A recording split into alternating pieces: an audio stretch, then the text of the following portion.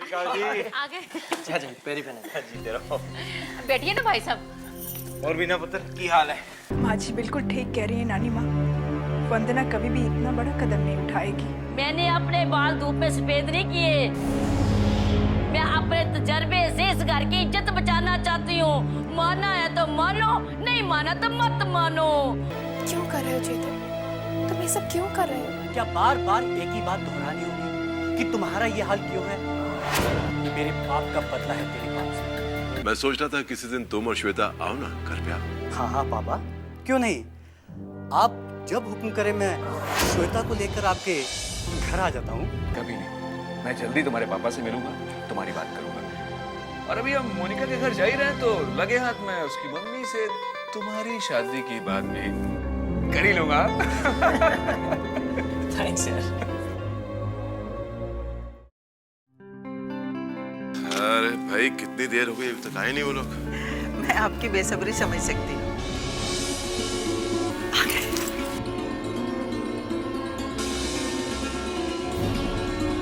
पापा कैसी है तुम? बहुत अच्छी। जीते रहो बेटा, जीते रहो, जीते रहो। बैठो बैठो बैठो। अरे बैठो ना बैठो। अरे भाई बेटी दामाद आए हैं, कुछ चाय नाश्ता ले आओ। मैं अभी लेके आती अरे माँ, मैं भी आपके साथ चलती हूँ। वैसे भी मायके का किचन देखे हुए बहुत दिन हो गए। हूँ। चला जा। देखो बेटा, इस दुनिया में करोड़ों लोग हैं जिनकी कहानी तकरीबन एक जैसी होती है। वही सुबह उठना, काम पर जाना, बीवी बच्चे, गृहस्थी, फिर बीमारी, बुढ़ापा और मृत्यु। हाँ, लेकिन कुछ कहानियां ऐसी होती हैं जो इनाम कहानियों से जुदा होती हैं, जैसे तुम्हारी और हमारी कहानी। अब देखो ना, जिन हालातों में तुम्हारी और श्वेता की शादी हुई थी वो कोई आम कहानी तो नहीं। पापा मैं ये सब जानता हूँ, लेकिन आप इन बातों को दोहरा क्यों रहे हैं? बेटा मैं इसलिए दोहरा रहा हूँ क्योंकि तुम्हारी और हमारी कहानी जुदा है। क्योंकि जब श्वेता और तुम्हारी शादी हुई थी तो मैंने तुम्हें बहुत कुछ कह दिया था जो शायद मुझे नहीं कहना चाहिए था। आई होप कि उसके लिए तुम्हारे दिल में कोई मलाल नहीं है, और अगर है तो उसे भूल जाओ। नहीं पापा, उस बात के लिए मेरे दिल में कोई मलाल नहीं है। लेकिन आपने सोचा भी कैसे? जैसे आप श्वेता के पापा हैं, वैसे मेरे भी पापा हैं। और एक बाप को अपने बेटे को भला बुरा कहने का पूरा हक है। और अगर कोई गलती करता है बेटा, तो उसे थप्पड़ मारने का भी हक है। खुश रहो बेटा। अब देखो, तुमसे तो मुलाकात हो गई है, तुम्हारे मम्मी पापा से भी तो मिलवा। भाई हम भी तो देखें कि हमारे समधी कौन है। पापा जब चाहे आप उनसे घर पे आके मिल सकते हैं। नहीं बेटा, हम लड़की वाले हैं, पहले हम उनका इस घर में स्वागत करेंगे। जी, तो मैं जल्दी उन्हें यहाँ लेकर आता हूँ। और मुझे उनका इंतजार रहेगा। जी। वीना, वीना, मुझे तुमसे कुछ बात करनी है। मगर मैं तुमसे कोई बात नहीं करना चाहती। वीना, तुमसे बात करना मेरा जरूरी है। कहो, क्या कहना चाहते हो? देखो वीना, मैं घुमा फिरा कर तो कुछ नहीं कहूँगा। और मैं भी यही चाहूंगी कि तुम मुद्दे की बात करो। वीना, तुम्हें पता तो चल ही गया होगा कि मैं और वंदना एक दूसरे को चाहते हैं। लक्ष्य, आज तो वंदना का नाम तुम्हारी जबान पर आ गया, मगर ये गलती आइंदा से नहीं होनी चाहिए। और तुम्हारी जुर्रत भी कैसे हुई मुझसे वंदना के बारे में बात करने की? जरूरत नहीं वीना, मजबूरी कह लो।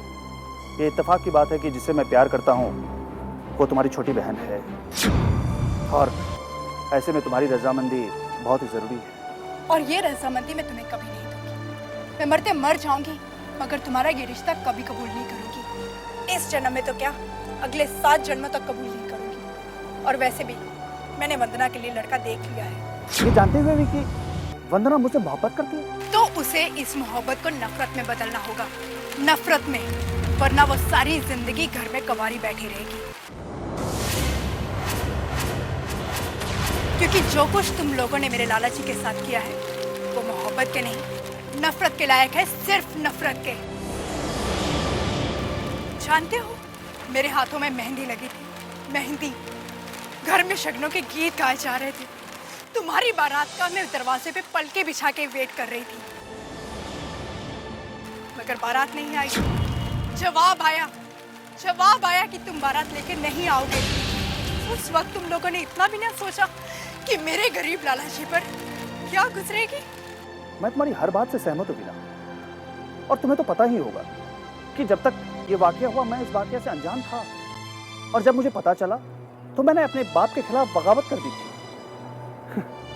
फिर उनकी गलतियों की सजा मुझे क्यों दे रहे हो, ये तो मुझे समझ में नहीं आ रहा। इसीलिए क्योंकि माँ बाप की गलतियों की सजा बच्चों को मिलती है और बच्चों की गलतियों की सजा माँ बाप को।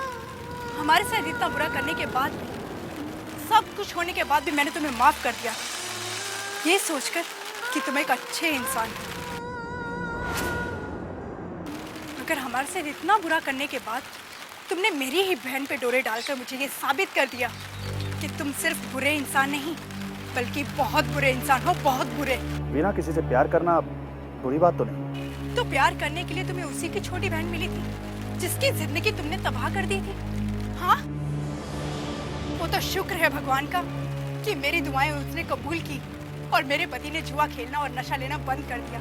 वरना तुम लोगों की वजह से जिस घर में मुझे जाना पड़ा था, उस हिसाब से मेरी जिंदगी तो तबाह हो ही चुकी थी। वो सब मैं भी महसूस कर सकता हूँ।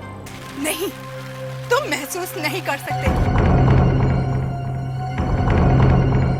क्योंकि जो दर्द तुमने मुझे दिए हैं वो एक औरत के दर्द है, औरत के, और वो दर्द सिर्फ एक औरत समझ सकती है। देखो वीना, आज तक तुम्हारे साथ जो कुछ भी हुआ उसका मुझे अफसोस है। हरगिज़ अफसोस नहीं है तुम्हें, क्योंकि अगर तुम्हें अफसोस होता तो तुम इतनी शर्मनाक हरकत कभी ना करते। और अगर तुम्हें जरा सी भी शर्म नाम की चीज होती तो तुम सरे बाजार में मुझे रोककर मेरी बहन के बारे में कोई बात ना करते मुझसे। वीना, मैं उससे प्यार करता हूँ, उससे शादी करना चाहता हूँ। बस लक्ष्य, बस। बहुत कह लिया तुमने और बहुत सुन लिया मैंने, इसके बाद एक शब्द भी नहीं कहना। तुम्हारी बातें सुन के तो मैंने सह भी ली, मगर मेरे लाला जी तुम्हारी ये बातें नहीं सह सकेंगे। वो दिल के मरीज हैं, ये सब बातें सुन के वो मर सकते हैं। और तुम्हारी और वंदना की इन बातों के लिए मैं लाला जी की जान दांव पर नहीं लगा सकती। इसलिए मैं तुम्हें कह रही हूँ कि आइंदा से वंदना के बारे में मुझसे कोई बात मत करना, और यहाँ रात चलते मेरा रास्ता कभी मत रोकना, कभी नहीं।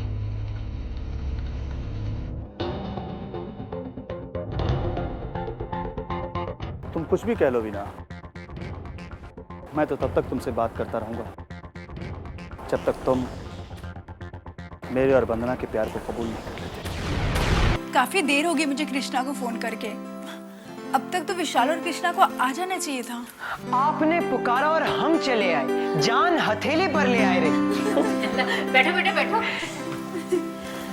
चाचा जी, ये विशाल है और ये कृष्णा, और विशाल ये चाचा जी है।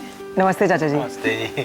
भाई बड़ी तारीफ कर रहे थे तुम्हारी, इसीलिए तुमसे मिलने के लिए बेताब था मैं। ओह, लगता है वीना दीदी आप लोग सिर्फ विशाल भैया की तारीफ करते हैं, मेरी तारीफ यहाँ कोई नहीं करता। बेटा हम तो हमेशा ही तुम्हारी तारीफ करते रहते हैं, तुम तो हो ही तारीफ के काबिल। और सुनाओ विशाल, क्या चल रहा है? कोई नई खबर? खबर तो है जिया जी, पर ये वो बात है जो बड़ों को आपसे करनी चाहिए, लेकिन मजबूरी में मुझे कहनी पड़ रही है। अगर आप बड़े लोग इजाजत दें तो मैं अपने मन की बात कहूँ। हाँ हाँ पुत्र, तू कह जो कहना है। हाँ बेटा, खुल के बोल, क्या बात है? आप लोग जयदेव खुराना जी के बारे में तो जानते ही होंगे। हाँ हाँ, बहुत अच्छे तरीके से जानते हैं, बहुत ही नेक दिल इंसान है वो। लेकिन अचानक तुमने खुराना जी का जिक्र कैसे किया? एक्चुअली वीना दीदी, भैया ये जिक्र अचानक नहीं कर रहे, भैया सोच के आए थे कि वो ये बात करेंगे। पहेलियां को बुझा रहे हो बेटा? साफ साफ बताओ ना, बात क्या है? आंटी, बात यह है कि जैसे जयदेव खुराना जी नेक इंसान है, वैसे उनकी औलादे भी बहुत नेक हैं। पुत्र जी, ये कोई नई बात है? बच्चे माँ प्यो पे नहीं जाएंगे तो किस पे जाएंगे? तू पुत्र जी असली मुद्दे की बात बता ना। मुद्दे की बात यह है कि जयदेव अंकल के बेटे को आपकी बेटी मोनिका बहुत पसंद आ गई है। अगर आप लोगों को एतराज ना हो तो वो मोनिका से शादी नहीं करना चाहते।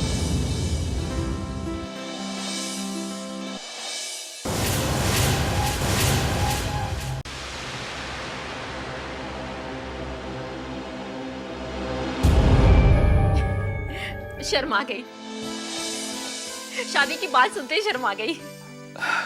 आंटी, बोलिए ना, ये रिश्ता आपको मंजूर है? बेटा, वो लोग बहुत बड़े लोग हैं। उनके वहां से हमारी बेटी के लिए रिश्ता आना मतलब हमारे लिए तो बहुत ही खुशी की बात है। संगीता पुत्र, सोच समझ के बात किया कर। बड़े लोगों के रिश्ता जोड़ने के लिए बड़े खर्चे होते हैं, समझे ना? उनके साथ रिश्ता जोड़ने के लिए इतना पैसा कहाँ से लाएगी? नानी जी, पांचों उंगलियां बराबर नहीं होती। और जयदेव अंकल बहुत अच्छे इंसान हैं।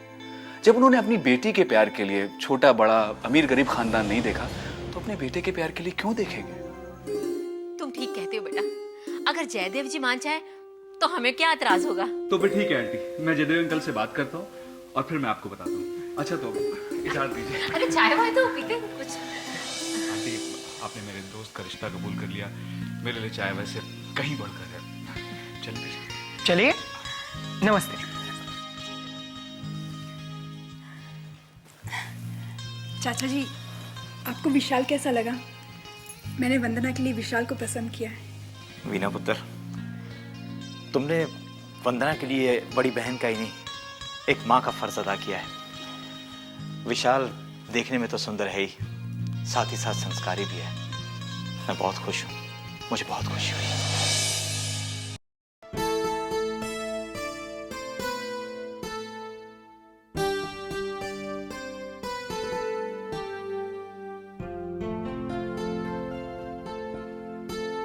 सुनिए जी। बोलिए जी।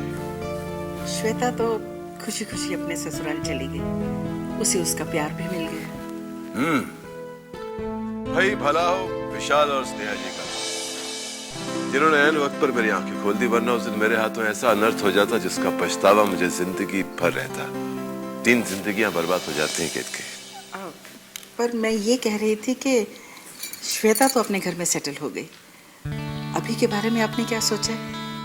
अभी के बारे में क्या सोचना है? अरे भाई, उसके मौज मस्ती के दिन है, जिस दिन उसका काम करने का मन करेगा बिठा दूंगा अपनी गद्दी पर, और क्या।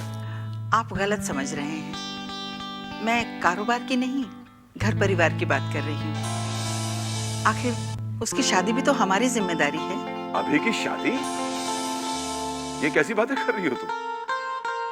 अरे भाई, लड़कियों की शादी की जल्दी होती है माँ बाप को, लड़कों की शादी की जल्दी क्या है? अभी तो उसके खेलने खाने के दिन है, ऐश करने दो मेरे शेर को, क्या? हाँ। फिर भी उसकी शादी के लिए अभी से कोई अच्छी लड़की देखना शुरू कर देना चाहिए। वो जयदेव खुराना का बेटा है केत की, जब उसकी शादी करना चाहूंगा तो लाइन लग जाएगी लड़कियों की। ये तो है। अरे विशाल, अरे बैठो बैठो बैठो बैठो। नमस्ते बेटा। तुम्हारी उम्र बहुत लंबी है। हाँ, अभी अभी तुम्हारा जिक्र हो रहा था। मेरा जिक्र? हाँ बेटा, अभी हम तुम्हारे ही बारे में बातें कर रहे थे कि तुमने समय पे हमारी आंखें खोल दी। विशाल यार, तुझसे मिलके बहुत अच्छा लगता है, आते जाते रहा करो। Why not, uncle? अब तो अभी से भी अच्छी खासी दोस्ती हो गई है, आना जाना तो लगा ही रहेगा। एक्चुअली अंकल, आज मैं आपसे एक रिक्वेस्ट करने आया था। रिक्वेस्ट? ये रिक्वेस्ट की क्या बात कर रहा है विशाल? तूने तो इतना कुछ किया है इस घर के लिए, मेरे लिए, कि तेरा हक बनता है। हुक्म कर सकता है तू, बोल क्या बात है बेटा? बात यह है कि अभी मेरे पास आया था, कोई बात कह रहा था, और वो ये कह रहा था कि ये बात मैं आपसे करूं। शायद वो ये बात कहने से आपसे डरता है। पर उसने ऐसी बात करने के लिए तुम्हें ही क्यों चुना? पता नहीं आंटी, उसे इस बात का यकीन है कि अंकल से मैं कोई भी बात करूंगा तो वो ठुकराएंगे नहीं। उसका यकीन बिल्कुल दुरुस्त है, मगर बात क्या है बेटा? अरे सुना तुमने? जिसे मैं अभी अभी अपना शेर कह रहा था, वो तो एक भीगी बिल्ली नहीं निकला। अरे भाई, जब मैंने अपनी बेटी के प्यार को उससे नहीं छीना तो बेटे के प्यार को क्यों छीनूंगा? बेवकूफ है, डर रहा है इसे। उसके डरने की एक वजह है, क्योंकि जितने हम अमीर हैं, लड़की वाले उतने ही गरीब हैं। ये तुम कैसे जानते हो? इसलिए क्योंकि उस लड़की के बारे में अभी ने मुझे खुद बताया था। हाँ अंकल, और आंटी ने अभी को डरा दिया कि दोनों खानदानों में इतना अंतर है कि आप शायद ना माने। और तुमने मुझसे इस बात का जिक्र तक नहीं किया। लो, अभी अभी उसकी शादी का जिक्र लेकर तो बैठी थी कि विशाल आ गया और उसने मेरी अधूरी बात पूरी कर दी। ओह, अच्छा। भाई कौन है वो लड़की? जी वो मेरी मुंह बोली बहन वीना की ननद है। वीना तो याद होगा ना आपको, जो श्वेता की शादी में आई थी? वीना? अंकल, मुझे आपके घर के मामलों में बोलने का कोई हक नहीं है, मगर फिर भी इतना जरूर कहना चाहूंगी कि विशाल जो कह रहा है वो सही है, आप गलत हैं। अंकल, जरा देखिए श्वेता की तरफ, वो चेतन से कितना प्यार करती है, पर फिर भी इनकार कर रही है। क्यों? सिर्फ इसलिए कि आपकी इज्जत बनी रहे। अंकल, आपकी खुशी के लिए वो अपने प्यार का गला घोट रही है।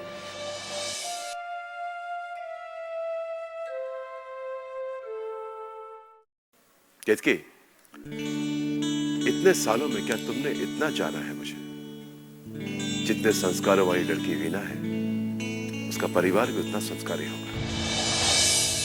तो फिर तुमने ऐसा क्यों सोच लिया कि ऐसे संस्कारी परिवार की बेटी का रिश्ता अगर हमारे घर में आएगा तो मैं उसे ठुकरा दूंगा? मैंने सोचा गलत सोचा है तुमने, बिल्कुल गलत सोचा है। तुम्हें क्या लगता है कि मैं दहेज के उन लालची लोगों में से हूं जो बीच बाजार में अपने बेटे को बेच देगा? क्या इतना ही जानती हो तुम मुझे? गलती हो गई, माफी मांगती हूँ। माफी मांगनी चाहिए, बिल्कुल। तुमने बात ही ऐसी की, तुम्हें माफी मांगनी चाहिए। मांगो माफी।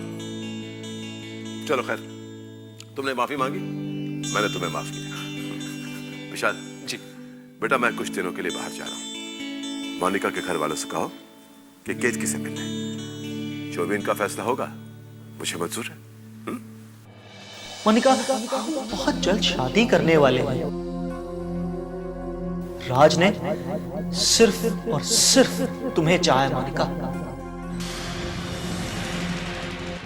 और अपनी चाहत को मैं कभी रुस्वा नहीं होने दूंगा।